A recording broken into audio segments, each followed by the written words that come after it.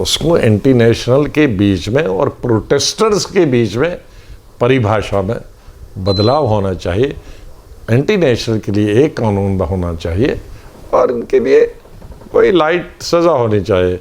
Local हड़तालों में और stone pelting में कमी हुई है, बल्कि नहीं हुए हैं, लेकिन उससे ज़्यादा ज़रूरी है कि क्या मिलिटेंसी ख़त्म हुई कि नहीं। मिलिटेंसी बराबर जारी है, लेकिन उससे जो ज़्यादा नुकसान हो गया वो स्टेट को भंग करके, विधानसभा भंग करना एक हुआ, और फिर उसके बाद स्टेट के 2 टुकड़े करने, उसको यूटी बनाना, उससे बहुत बड़ा नुकसान हो गया। और फिर इलेक्शन न कराना 3-4 साल से, वो चौथा बड़ा नुकसान हुआ। अनएम्प्लॉयमेंट बढ़ गई, हमारी आर्थिक मंदी बहुत हो गई, गरीबी की तरफ हम चल रहे हैं। दुनिया आगे की तरफ बढ़ रहा है, हम पीछे की तरफ बढ़ रहे हैं। कई कल मुझे मिले, सैकड़ों डॉक्टर्स हैं, डेंटल डॉक्टर्स हैं, उनको नौकरी नहीं मिलेगी, तो कल वो किसी पर पथराव करेंगे तो इंटरनेशनल हो गए। अरे वो अपनी मांग बना रहे हैं। तो ये पत्थर मारने वाले को भी कहना या एजिटेशन करने वाले को कहना ये एंटी नेशनल है, मैं उससे एग्री नहीं करता। एंटी नेशनल की एक परिभाषा अलग है और डेमोन्स्ट्रेशन या पत्थर मारने वाले की एक अलग परिभाषा है। क्योंकि अगर स्टेटहुड नहीं देंगे तो लोगों को फिर अविश्वास होगा कि भाई ये इलेक्शन कराएंगे और बाद में नहीं देंगे। नमस्कार, द न्यूज़ नाउ में आपका स्वागत है। मैं हूं सोनिया डोगरा। तो आज हम एक ऐसे शख्स के साथ मुलाकात करवाने जा रहे हैं जिनका नाम है गुलाम नबी आज़ाद जी, तो जो कि हमारे साथ मौजूद है। चलिए इनसे बातचीत करके जानते हैं इनके बारे में। सर, सबसे पहले आपका बहुत बहुत स्वागत है द न्यूज़ नाउ में। सर बहुत धन्यवाद। सर, बात की जाए तो कुछ दिनों में आर्टिकल 370 जो है उसकी दूसरी सालगिरह आ रही है, तो क्या लगता है आपको कि कश्मीर में आर्टिकल 370 हटने के बाद क्या वहाँ पे पथराव जो है वो कम हुए हैं, क्या वहाँ पे जो हड़तालें हैं वो कम हुई है, और एंटी इंडिया इंसिडेंट्स होते हैं वो क्या कम हुए हैं? सर, क्या कहेंगे कि जो मोदी गवर्नमेंट है इसके कामयाब होगी इसमें, और कश्मीर में कई जो मसले हो रहे हैं, क्या मोदी गवर्नमेंट ने अभी तक वहाँ पे कुछ अचीव किया है? 2 चीज़ें हैं। ये सच है कि 2 साल हो जाएंगे अभी 3 दिन में जी आर्टिकल 370 को ख़त्म किए हुए। ये भी सच है कि लोकल हड़तालों में और स्टोन पेल्टिंग में कमी हुई है, बल्कि नहीं हुए हैं, लेकिन उससे ज़्यादा ज़रूरी है कि क्या मिलिटेंसी ख़त्म हुई कि नहीं। मिलिटेंसी बराबर जारी है। आप देखते हैं कि हर 2 दिन के बाद, 4 दिन के बाद कोई न कोई घटना मिलिटेंटों की होती है, तो मिलिटेंसी में कोई कमी नहीं है। अगर मैं ये कहूँगा कि बड़ी नहीं है, लेकिन कमी बिल्कुल नहीं हुई है। और मुझे पूरा आशा है कि अब जो भी गुस्सा था लोगों में आर्टिकल 370 को ख़त्म करने का, उसका नुकसान भी हो गया, क्योंकि आर्टिकल 370 में कोई ऐसी चीज़ नहीं थी जो इसको अलग रखती देश से या किसी को नुकसान था। उससे फ़ायदा ही था लोगों को। उसमें ज़मीन कोई बाहर वाला ख़रीद नहीं सकता था, और उसके कारण कोई नौकरी बाहर वाला नहीं कर सकता, जो कि जम्मू वालों को भी चाहते हैं और कश्मीर वाले भी चाहते हैं कि बाहर वाला ज़मीन और नौकरी न करे। लेकिन एक बहुत हमारे सेक्शन का बहुत बड़ी तादाद के लोगों को कश्मीर वादी में एक उसके साथ एक अटैचमेंट थी, लेकिन नफ़ा किसी को, सभी को था, नुकसान किसी को नहीं था।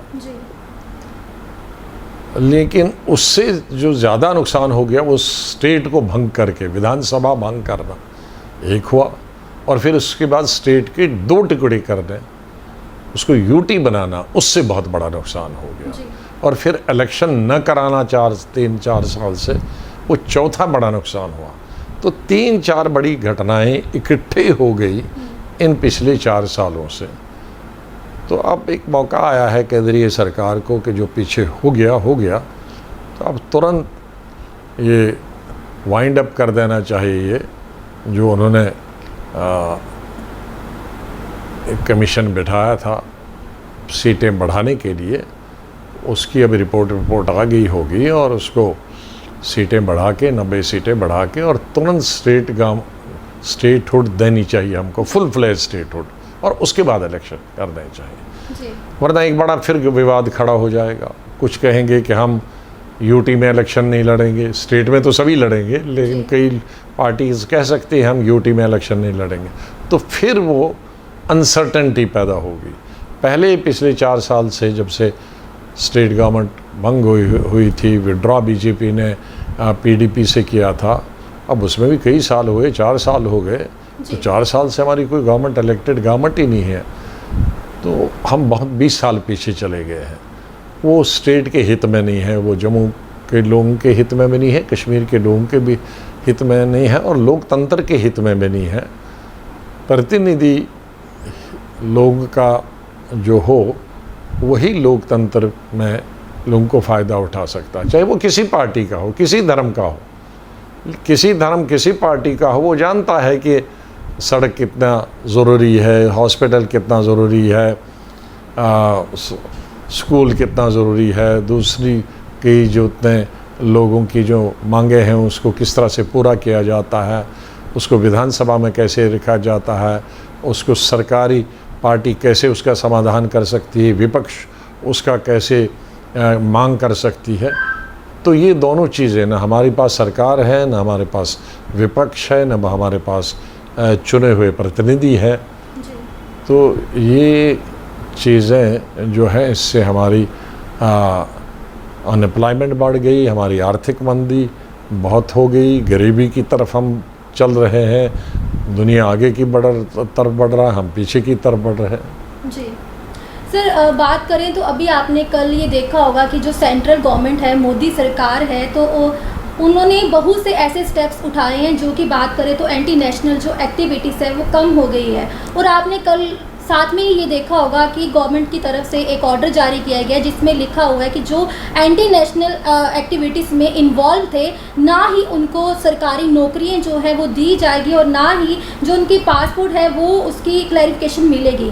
तो क्या आपको लगता है कि जो आपकी सरकार है उन्होंने ये स्टेप्स ना उठा के गलती की, और अगर आप लोग भी ये स्टेप्स उठाते तो क्या इसमें कामयाब होते? देखो, ये बहुत गलत इंटरप्रिटेशन है सबको आतंकवादी कहना। आतंकवादी वो है, बाहर का हो जी। या अंदर का हो, जी। जो बंदूक उठाए और निहत्थे लोगों को मारे, जी। उसे हम आतंकवादी कहते हैं। जी। लेकिन कोई पत्थर मारे उसे आतंकवादी नहीं कहते हैं। जी। लोकतंत्र में कई लोगों की मांगे होती हैं। हमारे अनएम्प्लॉयड यूथ है, कई कल मुझे मिले, सैकड़ों डॉक्टर्स हैं, डेंटल डॉक्टर्स हैं, उनको नौकरी नहीं मिलेगी। जी। तो कल वो किसी पर पथराव करेंगे तो इंटरनेशनल हो गए। जी। अरे वो अपनी मांग बना रहे हैं। तो ये पत्थर मारने वाले को भी कहना जी। या एजिटेशन करने वाले को कहना ये एंटी नेशनल है, मैं उससे एग्री नहीं करता। एंटी नेशनल की एक परिभाषा अलग है और डेमोन्स्ट्रेशन या पत्थर मारने वाले की एक अलग परिभाषा है। तो इसको सरकार को अंतर समझना चाहिए दोनों के बीच में, क्योंकि अगर कोर्ट में जाएगा तो बहुत फटकार मिलेगी सरकार को जी। इस पर कि तुम पत्थर मारने वाले को एंटी नेशनल बोलते हो। हमारे पूरे हिंदुस्तान में लड़के एजुटेशन करते हैं, कॉलेज वाले एजुटेशन करते हैं, स्कूल वाले एजुटेशन करते हैं, वो हिंदू हो, मुस्लिम हो, सिख हो, स्टूडेंट करता है। अपनी मांगों पर सड़क नहीं मिलती है, सड़क नहीं है तो एजुटेशन होती है, फिर पुलिस और उनके बीच में पथराव चलता है दोनों में, तो वो एंटी नेशनल हो गए सब। वो उनको डिमॉन्स्ट्रेटर कह सकते हैं आप, एंटी नेशनल नहीं कह सकते। और एंटी नेशनल वाले को तो पहले भी कोई नौकरी नहीं मिलती थी। एंटी नेशनल वाले तो जेल में है। जितने एंटी नेशनल वाले हैं, बंदूक वाले हैं, या तो अपने देश को कोई इन्फॉर्मेशन विदेशी देश को दुश्मन देश को देते हैं, या देशी या हमारे दुश्मन के लिए स्पाइंग करते हैं, तो वो एंटी नेशनल होते हैं। देखो, अगर सरकार ने ये कहा है कि पत्थर मारने वाला एंटी नेशनल है, मैंने पढ़ा नहीं, लेकिन वो गलत। हमको सरकार को परिभाषा समझनी चाहिए एंटी नेशनल की और पत्थर मारने की। एंटी नेशनल होता है बंदूक उठाने वाला, एंटी नेशनल होता है देश के खिलाफ काम करे, देश के सरकार के खिलाफ जासूसी करे, मिलिटेंट को रास्ता दिखाए, मिलिटेंट को के साथ मिला हुआ, वो एंटी नेशनल है। ऐसे लोग हमारी सरकार में भी सब जेलों में हैं। कोई किसी को नौकरी देने का या पासपोर्ट देने का प्रश्न नहीं है। लेकिन अगर सरकार की कहती है कि पत्थर मारने वाला भी एंटी नेशनल है, उसमें एग्री नहीं करता हूँ।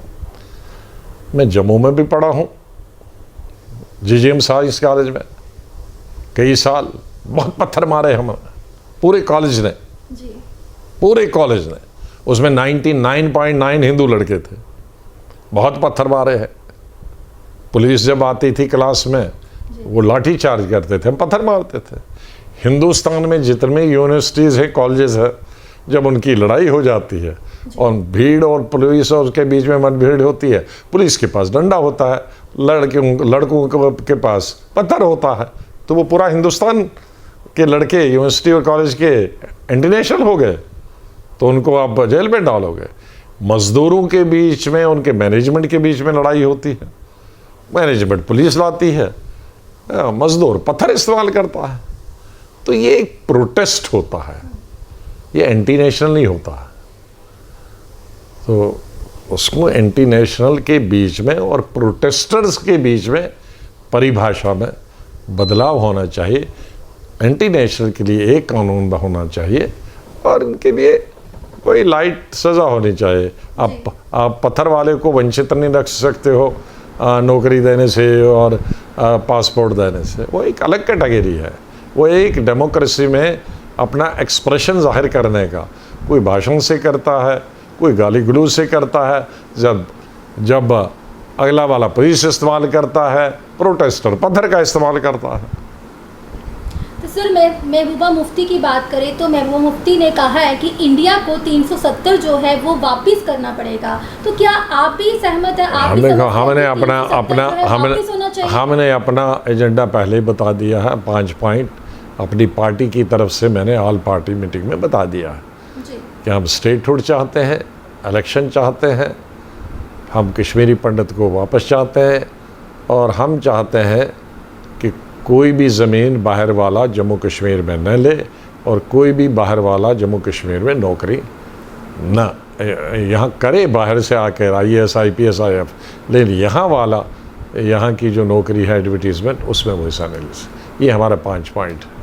सर, बात की जाए डीलिमिटेशंस की, तो डीलिमिटेशंस का प्रोसेस जो है वो शुरू हो चुका है और उसी के साथ साथ इलेक्शन जो है वो भी जल्द ही शुरू हो जाएगी। और सर, इसी के बीच बात करें तो अमित शाह और PM जी ने लास्ट मंथ में आपसे ये बात बोली थी, जब PhD की मीटिंग हुई थी, उस बीच में आपको उन्होंने कहा था कि स्टेट जो वुड है उसको रिस्टोर जल्दी से जल्दी करना चाहिए। तो क्या कहेंगे सर आपकी? अगर देखो, हमने जो 5 पॉइंट मांगे थे, मुझे बहुत खुशी है कि 3 पॉइंट और उसमें 2 पॉइंट उन्होंने मान लिए। उन्होंने कहा था स्टेटहुड भी हम देंगे, इलेक्शन भी करेंगे, लेकिन उन्होंने कहा पहले हम डिलिमिटेशन करेंगे, जो कि हमने मान लिया, क्योंकि उन्होंने कहा कि अगर आप मांग करते हो, वो सबकी NC की भी मांग थी, हमारी सबकी मांग थी, कांग्रेस की मांग थी कि भाई पहले हो और डिलिमिटेशन की कोई ज़रूरत नहीं है।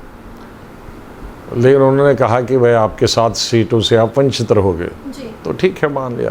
लेकिन अब 1.5 साल हो गया डिलिमिटेशन कमीशन को बने हुए। लेकिन एक चीज़ है कि उन्होंने इस ऑल पार्टी मीटिंग के बाद तुरंत उसको हरकत में लाया, मोमेंटम पकड़ा उसने, और एकदम वो कमीशन हर जगह स्टेट लेवल पे, डिस्ट्रिक्ट लेवल पे भी पहुंच गए और लोगों के साथ सुना। तो अब हमारी इमीडिएटली मांग है कि उस कमीशन की जो भी रिपोर्ट है उसको जल्दी लागू करें और स्टेटहुड दें और स्टेटहुड के बाद इलेक्शन करें। तो सर, अगर मान के चले कि इलेक्शन से पहले अगर स्टेटहुड जो है ये रिस्टोर नहीं किया गया, तो क्या कांग्रेस इलेक्शंस नहीं लड़ेगी? वो उस वक्त की बात होगी, लेकिन मैं नहीं समझता हूँ कि ये केंद्रीय सरकार के हित में भी नहीं है, माननीय प्रधानमंत्री जी के हित में भी नहीं है, गृह मंत्री जी के हित में भी नहीं है, लोकतंत्र के हित में भी नहीं है। क्योंकि अगर स्टेटहुड नहीं देंगे तो लोगों को फिर अविश्वास होगा कि भाई ये इलेक्शन कराएंगे और बाद में नहीं देंगे, हाँ, जी तो वो गवर्नमेंट ऑफ इंडिया को अगर ये पटड़ी पर फिर लानी है रेल, तो ये उनके हित में भी है, देश के हित में भी है, प्रदेश के हित में भी है और लोगों के हित में भी है कि पहले वो स्टेट छोड़ दें और उसमें पार्टिसिपेशन 10 गुना ज़्यादा होगी। अगर यूटी में इलेक्शन करेगी तो 1/10 होगा पोल, जी अगर यूटी के बाद देंगे तो 10 गुना ज़्यादा पोल होगा जी। और अच्छे वातावरण में बने होगा। सर क्या कहें, जिस तरह से लगातार आप जम्मू में आ रहे हैं, लोगों से मिल भी रहे हैं, पार्टिसिपेट भी, रैली में पार्टिसिपेट कर रहे हैं, तो क्या कहें सर कि पॉलिटिकल्स में आप वापस आ रहे हैं या अगले सीएम के दावेदार हैं? नहीं, हम सीएम की कोई बात नहीं कर रहे हैं। हर इलेक्शन में मैं 40 साल से जब भी इलेक्शन होते हैं तो मैं अपनी पार्टी की कैंपेन करता हूँ, कुछ महीने पहले से, जी और इस दफ़ा ज़्यादा फ्री हैं तो करेंगे कैंपेन। हम तो पूरे हिंदुस्तान में करते हैं, यहाँ भी कैंपेन करेंगे। सर एक आखिरी सवाल, लोग जो है आपसे पर्सनली मिलने आ रहे हैं, 2 दिन से लगातार आप सुबह से लेकर शाम तक मिल रहे हैं, तो क्या आपके आगे वो जो बातें जो हैं वो रख रहे हैं जो कि उनके कामकाज नहीं बने, किस तरह की मीटिंग? वो ये कहते हैं कि हमारे पास हमारा डेवलपमेंटल अनएम्प्लॉयमेंट है, बेकारी है, बेरोज़गारी है, महंगाई बहुत है, किसी के पास जा नहीं सकते, सेक्रेटरीट में घुस नहीं सकते, एमएलए नहीं, हमारा मिनिस्टर कोई नहीं है जिसके पास हम अपनी दरख्वास्त रख सकते हैं, ब्यूरोक्रेसी में हमारा काम होता नहीं है।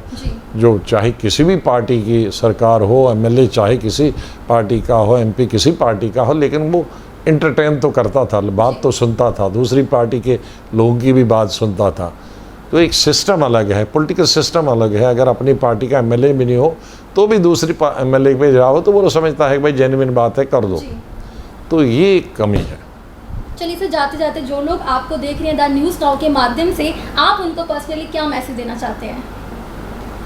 उनको मैं यही कहता हूँ कि सबसे पहले उनको ये बधाई देता हूँ कि वो सुरक्षित रहे इस कोविड की बीमारी से। बहुत सारी हमारी भाइयों बहनों की जानें चली गई जो नहीं जानी चाहिए। कि अभी भी अगर आप दुआ करते हैं हम ऊपर वाले से कि दोबारा तीसरा कोविड ना आए, और अगर आए तो उसके लिए सतर्क रहना चाहिए, उसके लिए पूरी एहतियात करनी चाहिए। और अल्लाह भगवान से यही दुआ है कि वो सब स्वस्थ रहें, खुश हो और जल्दी इलेक्शन हो जाए और जल्दी लोकतंत्र बहाल हो जाए। बहुत बहुत धन्यवाद आपके चैनल का और आपका सोनिया, बहुत बहुत धन्यवाद। Thank you sir. तो दर्शकों, ये थे जुड़े हमारे साथ गुलाम नबी आज़ाद जी, जिनसे हमने कई सारे लेटेस्ट मुद्दों को लेकर बातचीत की, और इसी के साथ उन्होंने कहा कि तीसरी लेन भी आने वाली है, तो हम सबको ध्यान रखना है और मास्क जरूर पहन के रखना है। इसी साथ देखते रहेगा द न्यूज़ नाउ। कैमरामैन कमल के साथ में डोगरा प्रतीक्षा। नमस्कार।